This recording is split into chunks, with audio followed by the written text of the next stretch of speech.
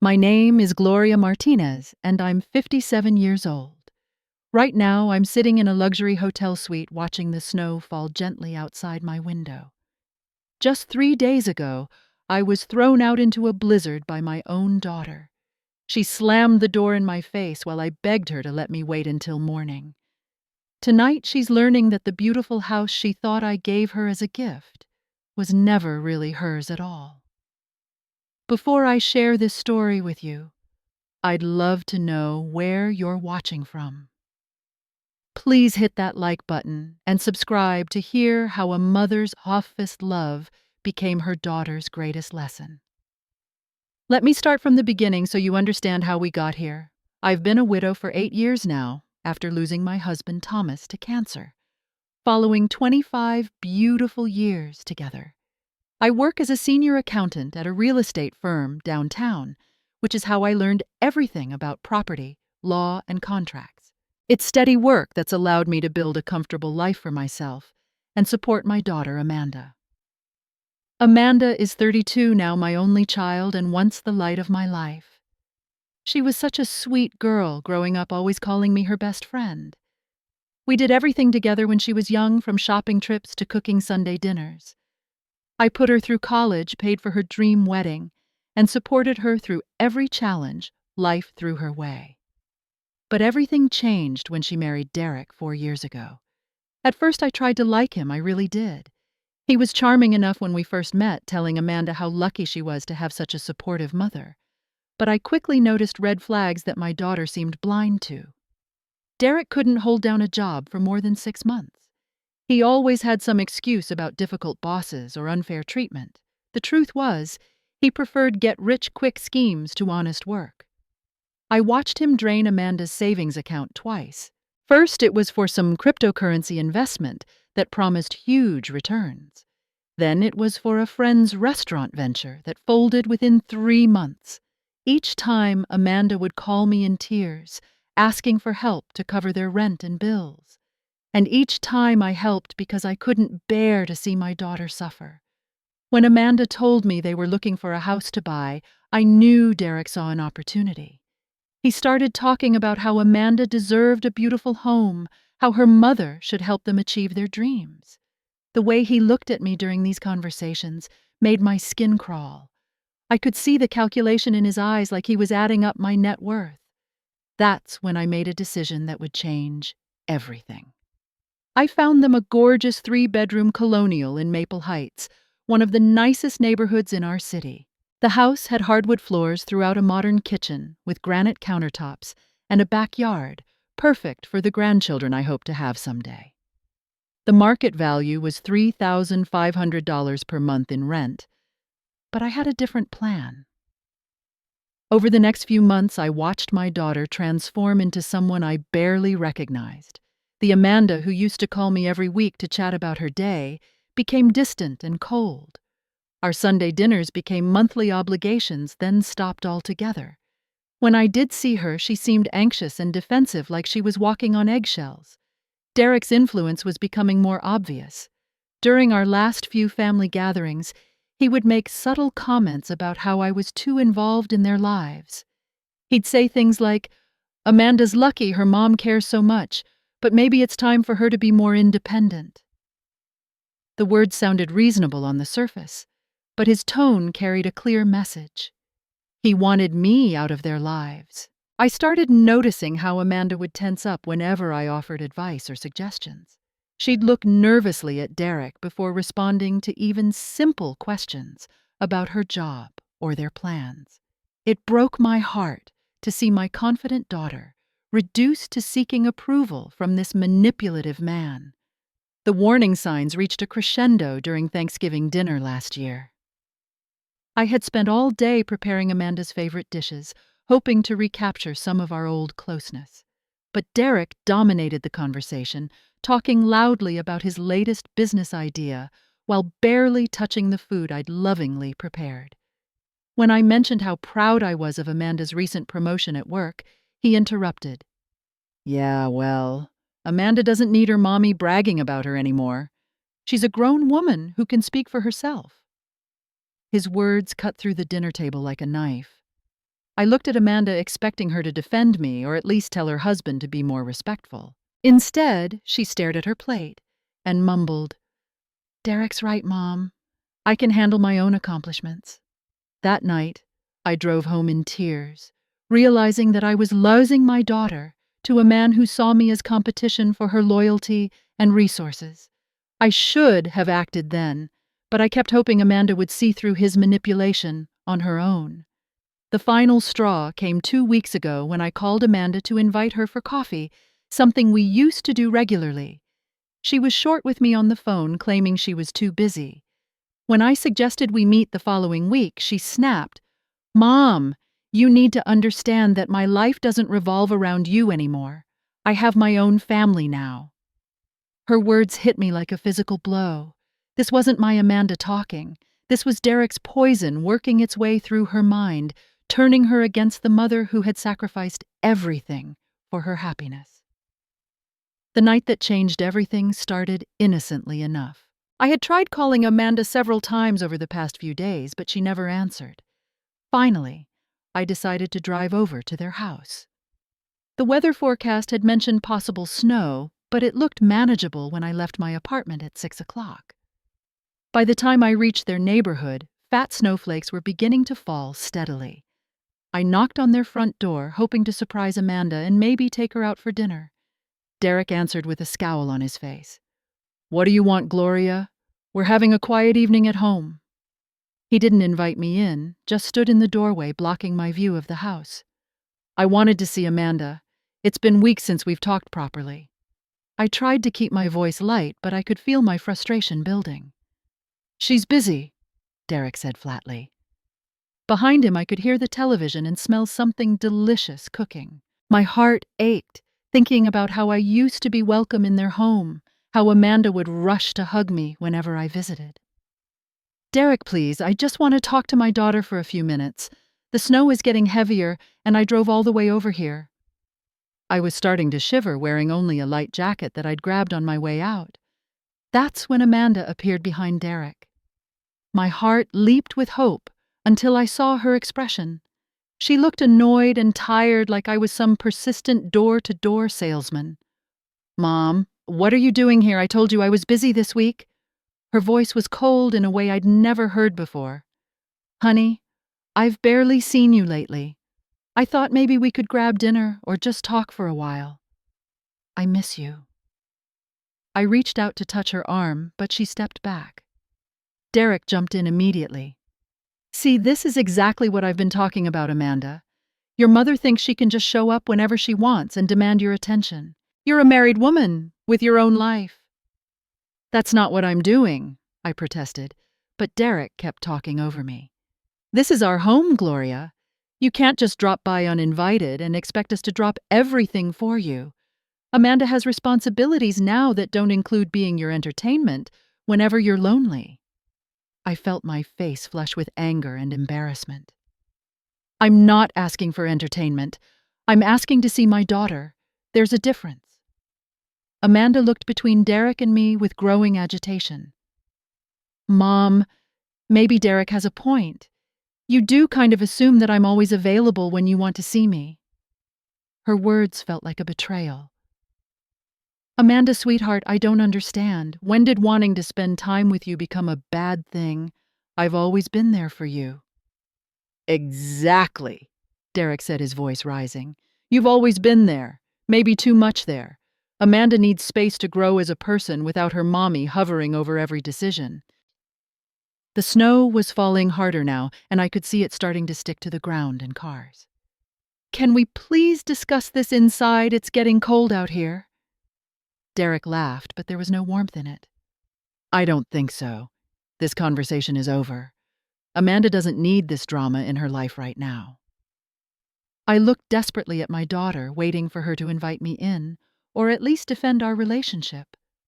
Instead, she crossed her arms and said words that will haunt me forever. "Mom, I think you should go home. Derek and I need some space from all this pressure you put on us to maintain a relationship that maybe we've both outgrown." The world seemed to stop moving.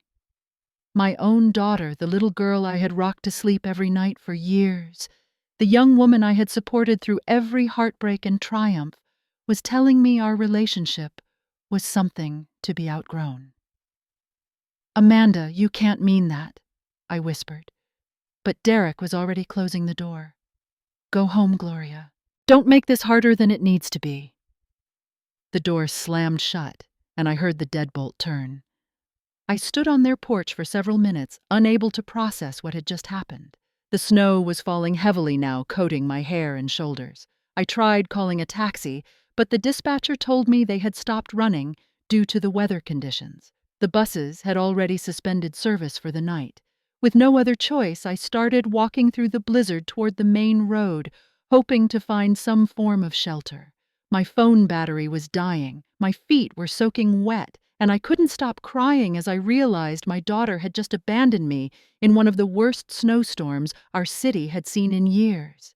After walking for nearly 40 minutes in the blizzard, I finally spotted the warm glow of the Grand Metropolitan Hotel. It was the kind of luxury establishment I would normally never consider for myself, but that night I didn't care about the cost. I stumbled through the lobby doors, dripping wet and shivering uncontrollably. The desk clerk, a young man named James, immediately showed concern. "Ma'am, are you all right? You look like you've been walking in this storm." "I need a room," I managed to say through chattering teeth. "The nicest one you have available." James looked surprised, but professionally handled my request. "We have a corner suite available on the 15th floor. It has a beautiful city view and a separate living area. The rate is $450 per night." Normally, I would have asked for something more economical. I was careful with money, having learned to save every penny after Thomas died. But tonight, sitting in that warm lobby while my daughter was probably enjoying her cozy evening with Derek, I wanted to do something completely out of character. "I'll take it for 2 nights," I said, handing him my credit card. Up in the suite, I ran a hot bath and tried to process what had happened. The bathroom alone was bigger than my kitchen at home, with marble countertops and fluffy towels that cost more than I usually spent on clothes. As I soaked in the tub, warming my frozen bones, I kept replaying Derek's words and Amanda's betrayal. That's when the idea first occurred to me. I had always been too nice, too accommodating. I had enabled Derek's manipulation by constantly rescuing Amanda from the financial consequences of his poor decisions. Maybe it was time for a different approach. I thought about the house Amanda and Derek were living in, the beautiful colonial that they believed I had given them as a wedding gift. The truth was far more complicated than either of them realized. When I found that house, I knew Derek would try to take advantage of any generosity I showed Amanda. So instead of buying it and putting it in their names, I had purchased it myself and created a very special lease agreement. The rental contract I'd drawn up with my lawyer was perfectly legal, but highly unusual. Amanda and Derek were paying me $500 per month in rent, which they thought was their contribution to property taxes and maintenance. What they didn't know was that comparable houses in their neighborhood rented for $3,500 per month. I had essentially been subsidizing their lifestyle to the tune of $3,000 every month for the past 3 years. More importantly, the lease agreement had a clause that allowed me to terminate it with 30 days' notice for any reason, including failure to maintain a respectful relationship with the property owner. At the time, my lawyer had thought it was an unusual provision, but I insisted on including it as protection against Derek's influence. Now, sitting in that luxury hotel suite while my daughter celebrated throwing me out in a snowstorm, I realized it might be time to use that clause. I called my lawyer, Michael Patterson, who had handled Thomas's estate and helped me with various legal matters over the years. Even though it was late, Michael answered his phone immediately. "Gloria, is everything all right? It's unusual for you to call after business hours." I explained the situation from Derek's manipulation to Amanda's cruel dismissal earlier that evening. Michael listened without judgment, occasionally asking clarifying questions about specific details. The lease agreement we created gives you absolute authority to terminate with proper notice, he confirmed. Based on what you've described, Derek's behavior toward you could definitely constitute grounds for termination under the respect clause we included. What would happen if I did that, Michael? Would they be homeless? They would have 30 days to find alternative housing or negotiate a new arrangement with you. The current market rate for that property is approximately $3,500 per month, so they'd need to pay fair market value if they wanted to stay. After hanging up with Michael, I spent hours staring out the window at the snow-covered city. Part of me felt guilty for even considering such drastic action, but another part of me, the part that had been hurt and humiliated by my own daughter, knew that Amanda needed to learn the true value of what she was about to lose. By morning, my decision was made. If Amanda wanted to treat me like a stranger, then I would respond as a landlord rather than a mother. The next morning, I woke up in the hotel suite feeling more determined than I had in months. The snow had stopped falling, leaving the city looking clean and peaceful. I ordered room service breakfast, another luxury I rarely allowed myself, and began making the phone calls that would change everything. My first call was to Michael Patterson's office. Michael, I've made my decision. I want you to prepare the 30-day notice to terminate the lease. Gloria, are you absolutely certain about this? Once we serve this notice, there's no taking it back without potentially complex legal negotiations. I'm certain. My daughter made it clear last night that she doesn't value our relationship. Maybe understanding the financial reality of her situation will help her remember who has actually been supporting her all these years. Michael agreed to prepare the paperwork and have it ready by noon. While I waited, I took a long shower and tried on the complimentary hotel robe, pretending to be someone who belonged in such luxurious surroundings. It felt strange but empowering to spend money on myself for once, instead of constantly worrying about Amanda's needs. At 12:30, I met Michael at his office to review the termination notice. The document was professionally written but devastating in its implications. It clearly stated that the lease agreement for the property at 247 Maple Heights Drive would be terminated in 30 days due to violation of the Mutual Respect Clause. It included copies of the original lease agreement payment history and current market rate analysis for comparable properties. I'm also including a letter explaining your reasoning, Michael said, handing me a second document. It's important that Amanda understands this isn't just a business decision, but a response to how she's chosen to treat you. The letter was perfect. It explained how I had structured the lease agreement to protect Amanda from Derek's financial irresponsibility while allowing them to live in a beautiful home. It detailed the market rate they should have been paying and the total amount I had subsidized their lifestyle over 3 years, which came to over $100,000. Most importantly, it explained that my generosity had been predicated on maintaining a loving, respectful relationship between mother and daughter. Since Amanda had made it clear that she no longer valued that relationship, there was no reason to continue the financial arrangement that supported it. I want this delivered today, I told Michael. Use a courier service that requires signature confirmation. I want to make sure Derek can't intercept it or claim they never received it. After leaving Michael's office, I returned to the hotel and booked a third night. I wanted to be somewhere comfortable when Amanda received the news. I also wanted to prove to myself that I could enjoy life without constantly worrying about fixing my daughter's problems. That afternoon, I did something I hadn't done in years. I went shopping for myself.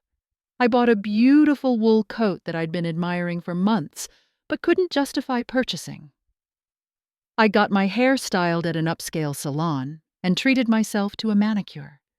For the first time since Thomas died, I spent an entire day focused on my own happiness instead of everyone else's needs. The courier confirmed delivery at 4:47 p.m. I imagined Amanda coming home from work to find the certified mail notice, wondering what could be so important that it required signature confirmation. I pictured Derek dismissing it as probably just some junk mail or advertisement. By evening, I was nervous but resolute. I ordered another room service dinner and watched the sunset from my suite windows. Tomorrow, Amanda would open those documents and learn that the fairy tale life she thought I'd given her was actually a carefully constructed safety net that could disappear whenever she chose to take it for granted. I fell asleep that night feeling guilty and empowered in equal measure, knowing that I was about to teach my daughter the hardest lesson of her life. My phone rang at 7:43 the next morning. I had been awake for an hour drinking coffee and watching the early commuters navigate the snowy streets below.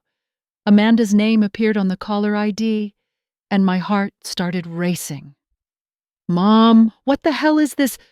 Her voice was shaking with panic and anger. "I got some legal documents yesterday that say you're kicking us out of our house. This has to be some kind of mistake." I took a deep breath before responding. "It's not a mistake, Amanda. I'm terminating your lease agreement." "Lease agreement, Mom. You gave us this house as a wedding gift. You said it was ours forever. There's no lease agreement." "Actually, honey, there is. You and Derek have been renting that house from me for the past 3 years. You've been paying $500 per month when the market rate is $3,500. I've been subsidizing your lifestyle by $3,000 every month." There was complete silence on the other end of the phone. I could practically hear her brain trying to process this information. "That's impossible," she finally whispered. "You never told us we were renting. We thought you bought it for us as a gift." "I did buy it for you, Amanda, but I bought it as an investment property and allowed you to live there for almost nothing because I love you.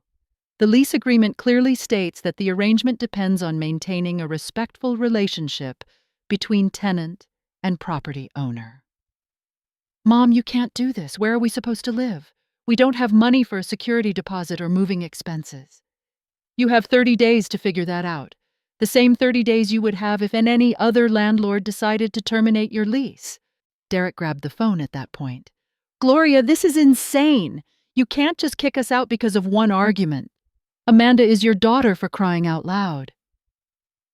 "Derek, last night, you made it very clear that I'm not welcome in your lives. You told me that Amanda has outgrown our relationship and that I'm too involved in your business. So I'm removing myself from your business entirely.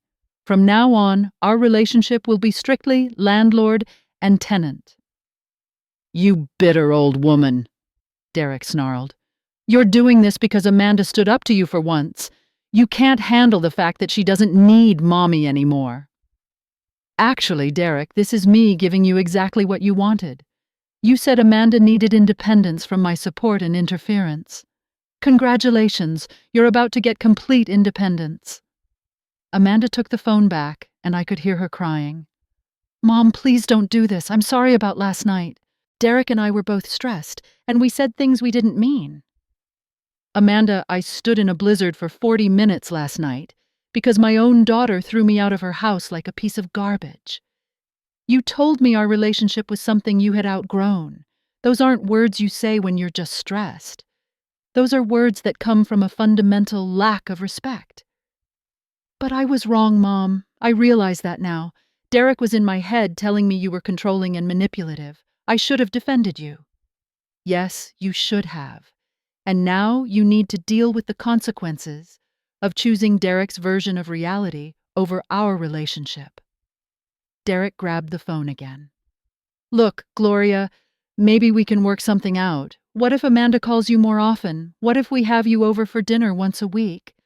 I almost laughed at his transparent attempt to negotiate. "Derek, this isn't about scheduling more family time.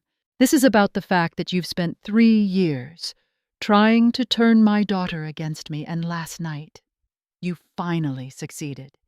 You wanted Amanda to choose between her husband and her mother, and she chose you. Now you get to take full financial responsibility for her happiness." "We can't afford to live here without your help," Amanda said, taking the phone back. Then you'll need to find somewhere you can afford, or Derek will need to get a real job that pays enough to cover your current lifestyle.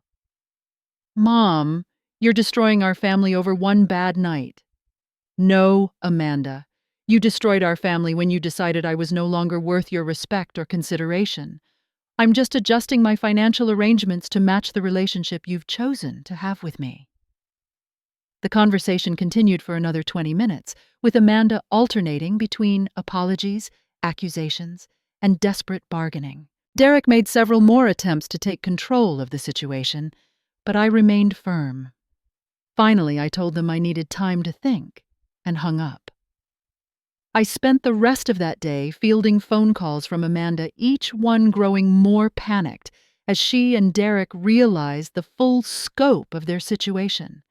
They couldn't afford to stay in their current house at market rate. They didn't have savings for a security deposit elsewhere because Derek had spent their money on his various failed ventures. Most importantly, Derek couldn't support Amanda in the lifestyle she'd become accustomed to because he had never held a steady job. By evening, Derek had apparently left the house after a massive argument. Amanda called me alone for the first time, sobbing and begging me to reconsider. Mom, Derek's gone. He said this was all my fault for having such a controlling mother. He packed his things and left. I don't know what to do. For the first time since this ordeal began, I felt my resolve wavering. But I also realized that Derek's departure was probably the best thing that could have happened to Amanda. 2 weeks later, I was still staying at the hotel when Amanda appeared in the lobby. I had agreed to meet her there after she called, asking if we could talk in person. She looked exhausted and defeated, wearing clothes I recognized from years ago, and carrying herself with none of her usual confidence. I invited her up to my suite, and she spent several minutes just looking around at the luxury I had been living in while her world fell apart. Mom, I owe you the biggest apology of my life. She began, settling into the chair across from my small dining table. I've spent the last 2 weeks learning things about Derek and about myself that I wish I had figured out years ago. What kinds of things, honey? After you sent those papers, Derek completely lost his mind. He started screaming about how this was all my fault, how I should have controlled you better. He said I was weak for letting my mother have so much influence over our lives. Amanda's voice was steady, but I could see tears forming in her eyes. Then what happened? He told me I had to choose between him and you. He said if I contacted you at all to try to work things out, he would leave me. When I told him that wasn't fair, that you're my mother, and I love you, he called me pathetic. I reached across the table and took her hand. It was the first time we'd touched in months. That night, after he stormed out, I went through all our financial records. Mom, I never realized how much money you'd been giving us beyond the house. Every time Derek's schemes failed, every time we needed help with car repairs or medical bills, you were there. I added it all up, and over the past 3 years, you've given us almost $40,000 on top of subsidizing our rent. Amanda, I did those things because I love you. I know that now. But Derek kept telling me it was all about control, that you were buying my loyalty and keeping me dependent on you. He convinced me that accepting your help was somehow shameful. Amanda pulled out a folder she'd been carrying. I also found these hidden in Derek's desk. She handed me several credit card statements and loan documents I'd never seen before. Looking through the papers, I felt my heart sink. Derek had been running up debt in Amanda's name without her knowledge. There were cash advances, gambling debts, and even a loan against her car that she knew nothing about. Amanda, sweetheart, did you know about any of this? Not a single bit. I trusted him to handle our finances because he always said he was better with money than me. Turns out he was just better at hiding how badly he was managing everything. She laughed bitterly. He left you with all this debt. He cleaned out our joint checking account before he left. I have about $200 to my name and $30,000 in debt that I didn't even know existed. We sat in silence for a few minutes while I absorbed this information. My daughter hadn't just been manipulated emotionally, she'd been financially abused as well. Mom, I don't expect you to fix this for me. I know I have to face the consequences of my choices, but I wanted you to know that I finally understand what you were trying to protect me from all along. What do you want to do now, Amanda? First, I want to apologize for every cruel thing I said to you.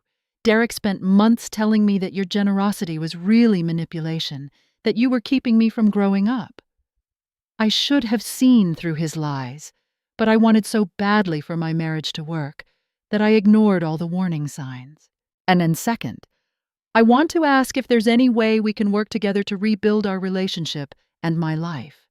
I'm not asking you to rescue me financially. I'm asking if you'll help me figure out how to become the kind of person who deserves a mother like you. I felt tears welling up in my eyes. This was the Amanda I remembered, the thoughtful young woman who had been buried under Derek's manipulation for so long. Of course we can work together, honey, but it has to be on different terms than before. No more blank checks, no more rescuing you from every financial mistake. If you want help, you have to be willing to learn how to manage your own life. I understand completely. I've already started looking for a second job to help pay down Derek's debts. And I want to learn about budgeting and investing and all the things you tried to teach me over the years. We spent the next 3 hours talking through a plan for Amanda's future. I agreed to let her stay in the house for 6 more months at the original rent, but she would need to find a roommate or move somewhere more affordable after that. She would take over all the household expenses Derek had been neglecting, and she would pay me back for his debts on a reasonable payment plan. Most importantly, we established new boundaries for our relationship. I would be her mother and advisor, but not her financial safety net. She would make her own decisions and live with the consequences, good or bad. When Amanda left that evening, I felt something I hadn't experienced in years: hope. Not hope that I could fix my daughter's problems, but hope that she was finally ready to fix them herself. The next week, I moved back to my own apartment and began adjusting to our new relationship. Amanda called me regularly, but now our conversations were about her job search progress and budgeting questions rather than crisis management. For the first time since her wedding, I felt like I was talking to my daughter rather than Derek's puppet. Sometimes the people we love most need us to stop cushioning their falls and start letting them learn to walk on their own. The night Amanda threw me out in that snowstorm was the worst night of my life, but it was also the beginning of getting my real daughter back. Have you ever had to make a tough decision to help someone you love learn an important lesson? I'd love to hear your thoughts in the comments below. Please like this video. If it resonated with you, subscribe for more real-life stories, and share this with anyone who might need to hear about the power of setting boundaries with family. Thank you so much for listening to my story, and remember that sometimes the most loving thing you can do is refuse to enable someone's worst choices. I wish you all the courage to love the difficult people in your life without losing yourself in the process.